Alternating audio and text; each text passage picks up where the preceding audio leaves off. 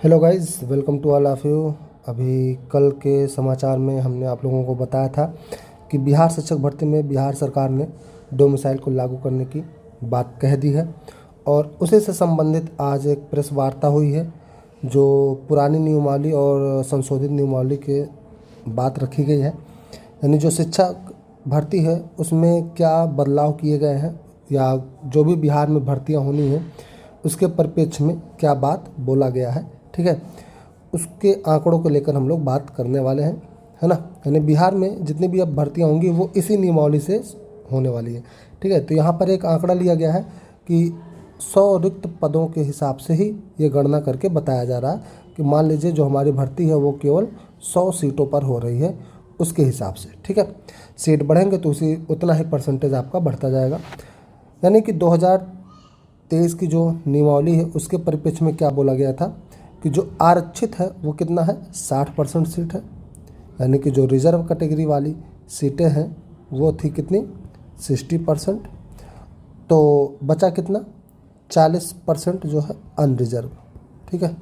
40% हमारा अनरिजर्व था यानी अनारक्षित था, ओके। तो जो हमारा 60% रिजर्व वाला है वो रिजर्व वाले में कौन कौन है, बीसी है, ईबीसी है, एससी, एसटी, आरएफ और ईडब्ल्यूएस, ठीक है। तो ये इतने लोगों को मिला के हमारा 60% का रिजर्वेशन हुआ करता था और सभी पद बिहार के निवासी के लिए जो बिहार या बिहार के बाहर के संस्थानों से उत्तीर्ण है की नियुक्ति की जाती थी। यानी कि चाहे वो बिहार में पास हुए हों बिहार बोर्ड से, ठीक है, या फिर बिहार के कहीं से बाहर के बोर्ड से पास हुए हैं, उन सभी लोगों का ही इन 60% पर रिजर्वेशन मिल रहा था, ठीक है। और जो बचा हमारा 40% अनारक्षित वाला, उस 40% के अनारक्षित में क्या बात बोला गया है कि जितना भी 40% अनारक्षित है उसमें 35% यानी कि 100 के हिसाब से 14 पद आएंगे, ठीक है। अगर 100 सीट है तो उस 100 सीट का में हमारा 60% यानी कि 60 सीट रिजर्व वाले हो और 40% यानी कि 40 सीट ये अनरिजर्व वाली थी, ठीक है, यानी अनारक्षित थी।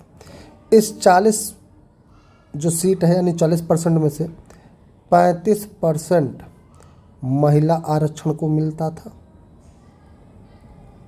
ठीक है, महिला आरक्षण।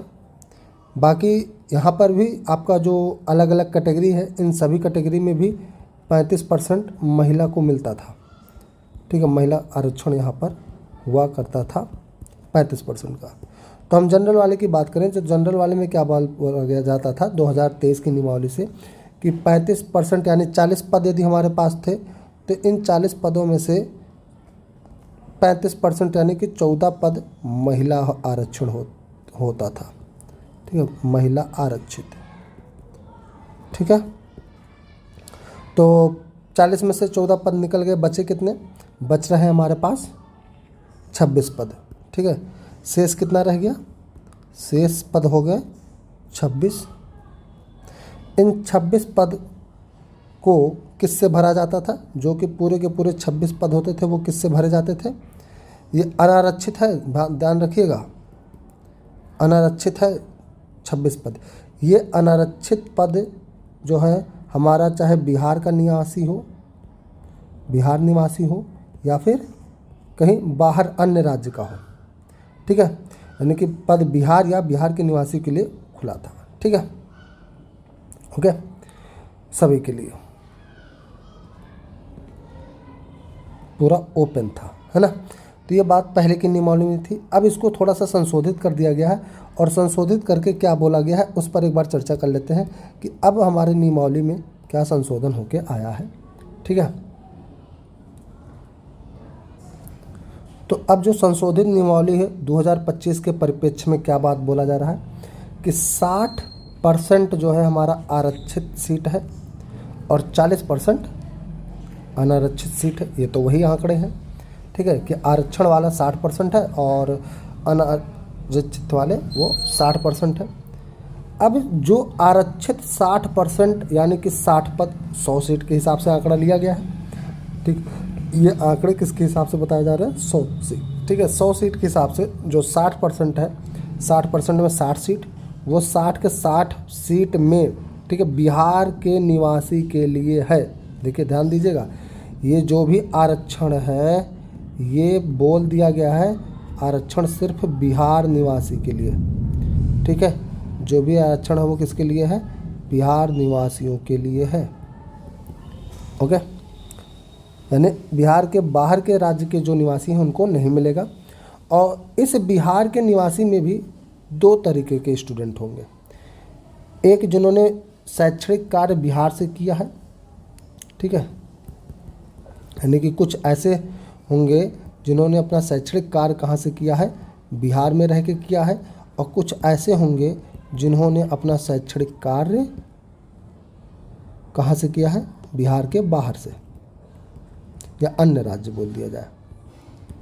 ठीक है, तो अब यहाँ पर आरक्षण में इनके लिए बदलाव हो गया है। क्या हो गया बदलाव यहाँ पर? ठीक है, बात समझिएगा कि जो लोग बिहार के अंदर शैक्षणिक संस्थानों से उत्तीर्ण अभ्यर्थी हैं उनको 40% पद आरक्षित मिलेगा। यानी कि ये जो शैक्षणिक कार्य गतिविधि अपना जितना भी पढ़ाई लिखाई है वो जो बिहार में रह के किए हैं उनको 40% आरक्षण मिलेगा। ठीक है, 40% आरक्षण। इसका मतलब क्या हुआ कि 60 पद में का 60 का 40% और 60 का 40% कितना हो जाएगा? 24 पद।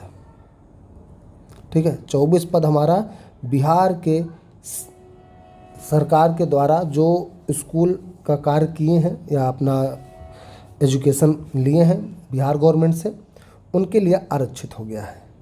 ठीक है, तो बचा कितना? 60 में से 24 निकाल दीजिए, बचेंगे कितने? शेष 36 पद। तो शेष 36 पद बिहार या बिहार के शैक्षणिक संस्थानों से उत्तीर्ण अभ्यर्थी नियुक्त हो सकते हैं। ठीक है, तो ये बिहार के यानी कि जो शेष 36 पद है ये दोनों लोगों से भरे जाएंगे। इनका शैक्षणिक कार्य बिहार के अंदर हो, बिहार के अंदर या बिहार के बाहर। ठीक है, जो भी शैक्षणिक कार्य है इनका शैक्षणिक कार्य चाहे बिहार के अंदर से हो चाहे बिहार के बाहर से हो, उन दोनों के लिए, उन सभी के लिए 36 पद ओपन रहेंगे। ठीक है, बात समझ में आई? यानी जो हमारा 60% का आरक्षण है वो आरक्षण बिहार के निवासियों के लिए है, लेकिन बिहार के निवासियों में कई सारे स्टूडेंट ऐसे हैं जो अपना शैक्षणिक कार्य बिहार बोर्ड से किए हैं। ठीक है, जो अपना शैक्षणिक कार्य कहाँ से किए हैं? बिहार बोर्ड से। और कुछ ऐसे भी हैं जो अपना अदर बोर्ड से किए हैं। ठीक है, अदर बोर्ड। तो इसमें भी आरक्षण लग गया। जो बिहार बोर्ड से किए हैं उनको 40% का आरक्षण दे दिया जाएगा और जो नहीं किए हैं उनको बचे हुए सीटों में ही अपना आवेदन या सीट लेना पड़ेगा। ठीक है, अब बात करते हैं जो हमारे आरक्षित पद हैं, ये हो गए मतलब अनारक्षित वाले यानी अनरिजर्व वाला। अनरिजर्व कितना? 40% यानी कि 40 पद। ठीक है, इस 40 पदों में 35% किसके लिए हो गया? आपका महिला आरक्षण के लिए हो गया। ये बात पिछले वहाँ पर भी पहले भी था कि इसका जो है 35% महिला आरक्षण। ठीक है, 35% कहाँ चला गया? महिला आरक्षण में चला गया, यानी कि जिस पर बिहार के ही महिला को ही आरक्षण मिलेगी। ठीक है, तो 35% के हिसाब से कितना हो रहा है आपका? 14 पद। ठीक है, 40 का 35% अगर आप निकालेंगे तो आ जाएगा 14 पद। शेष कितने पद रह गए? शेष पद हो गए हमारे पास 24। 40 में से 14 निकाल दीजिए तो आ जाएगा 26। शेष पद हमारे पास 26 रह गए। इन 26 पदों में फिर यहाँ पर अलग से नियमावली है। क्या है कि शेष जो 26 पद हैं यानी कि अनारक्षित 26 पद, ठीक है, इन पदों में से 40% यानी इसका 40% किसको मिलेगा? बिहार बोर्ड एजुकेशन वालों को मिलेगा। ठीक है, बिहार बोर्ड एजुकेशन यानी कि जिन्होंने अपना शैक्षणिक कार्य कहाँ से किया है? बिहार में रह के किया है। ठीक है, उनको मिलेगा 40% का रिजर्वेशन, यानी 40% रिजर्वेशन के हिसाब से कितना हो जा रहा है आपका? 10.4 पद हो गए उनके लिए। ठीक है, यानी 10.4 पद बिहार के शैक्षणिक संस्थानों से उत्तीर्ण अभ्यर्थी की नियुक्ति होगी। शेष कितने रह गए? शेष पद, फिर से शेष पद बताएं तो 26 में से 10 निकल जाएगा, बचेगा कितने? 10.4 निकल जाएगा, तो ये 15.6 पद शेष हो रहे हैं। ठीक है, 15.6 पद शेष, यानी कि 40%, सॉरी 60% होगा। ठीक है, शेष का यानी आपका 40 का, जो आपका 26 का है उसका 60% ले लेना है। ठीक है, तो 26 का 60% आ जाएगा 15.6 पद। 15.6 पद पर किसका किसका भर्ती होगा? यहाँ ध्यान दीजिएगा, 15.6 पर जो भर्तियाँ होंगी वो किसकी किसकी होंगी? शेष 60% 15.6 पद पर ही बिहार या अन्य राज्य से उत्तीर्ण, देखिए यहाँ पर लिखा हुआ बिहार या अन्य राज्य से उत्तीर्ण अभ्यर्थी नियुक्त हो सकते हैं। यानी ये जो आपका 15.6 पद है ये किसके लिए होगा? बिहार बोर्ड एजुकेशन वालों को। ठीक है, प्लस बिहार बोर्ड के साथ ही साथ कहाँ का होना चाहिए? Other state board. ठीक है, अदर स्टेट बोर्ड के लिए, यानी अन्य राज्य से जो अपना शैक्षणिक कार्य किया, पढ़ाई लिखाई किया है, उनके लिए ये यहाँ से पद रहेंगे। ठीक है, अब ओवरऑल क्या बात निकला, जो आपका डोमिसाइल है उस पर क्या बातें सामने आई हैं कि इस प्रकार अब संशोधित नियमावली आने के बाद बिहार के निवासियों की प्रत्यक्ष रूप से 84.4% पदों पर नियुक्ति होगी और शेष 15.6 जो कि यहाँ पर यही बचा हुआ शेष पद है, यही पद हमारा अन्य राज्य के लिए है, अन्य राज्य अभ्यर्थियों के लिए है। ठीक है, यही आपका बदलाव हुआ है। ठीक है, जो 15.6% पद बच रहे हैं, ठीक है, वही आपके लिए क्या रहेंगे? किस में रहेंगे? अन्य राज्य के अभ्यर्थियों के लिए लागू रहेंगे। ठीक है, यानी 15.6% जो है आपका किसके लिए रहेगा? अदर स्टेट के लिए रहेगा, यानी बिहार के निवासियों के साथ साथ बिहार के अन्य बाहर के भी निवासियों की नियुक्ति होगी। ठीक है, तो उम्मीद करते हैं ये बातें आपको समझ में आ गई होंगी कि क्या बातें इस प्रेस वार्ता में हुई हैं। ठीक है, और क्या चीज़ समझाने का प्रयास किया गया है, इसको मैंने बहुत ही अच्छे तरीके से आप लोगों को बता दिया है। इस पर आप लोग ध्यान दें और इसी हिसाब से अपनी तैयारी रखें अगर बिहार में नौकरी करनी है तो।